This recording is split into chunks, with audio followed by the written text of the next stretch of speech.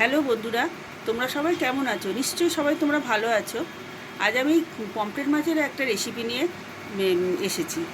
আমি পমফ্রেট মাছগুলোতে নুন দিলাম, অল্প হলুদ দিলাম, একটু কাশ্মীরি লাল দিলাম, কালারটা ভালো হবে। এবারে মাছগুলোকে ভালো করে মাখিয়ে নিয়ে আমি তেলে ফ্রাই করব। মাছগুলোকে এবার ফ্রাই করে নিচ্ছি। মাছগুলো আমার ভালোভাবে ফ্রাই করা হয়ে গেছে। তেলে সামান্য জিরে ফোড়ন দিচ্ছি। এবার আমি পেঁয়াজগুলো ছেড়ে দিচ্ছি।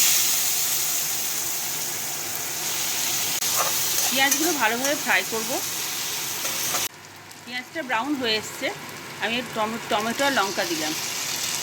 এবার আমি একে একে সব মশলা দিলাম। নুন দিচ্ছি প্রথমে, হলুদ দিলাম, জিরে আর আদা বাটা দিলাম, কালারটা ভালো আসার জন্য একটু কাশ্মীরি লাল দিলাম,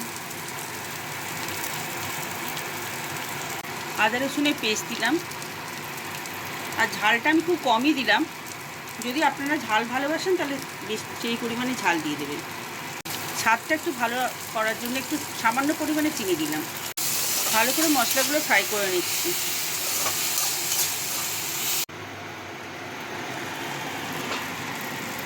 আমার মশলাটা ভালোভাবে ফ্রাই করা হয়ে গেছে। পেঁয়াজ ভালোভাবে ফ্রাই করার পর আমি একটু জল দিলাম গ্রেভি করার জন্য। এবার এই মাছগুলো দিয়ে দিচ্ছি ঝোলের মধ্যে।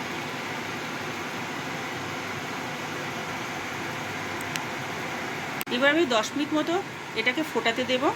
মাছের সঙ্গে ভালোভাবে গ্রেভিটা মিশে গেলে তারপর আমার রান্নাটা কমপ্লিট হয়ে যাবে।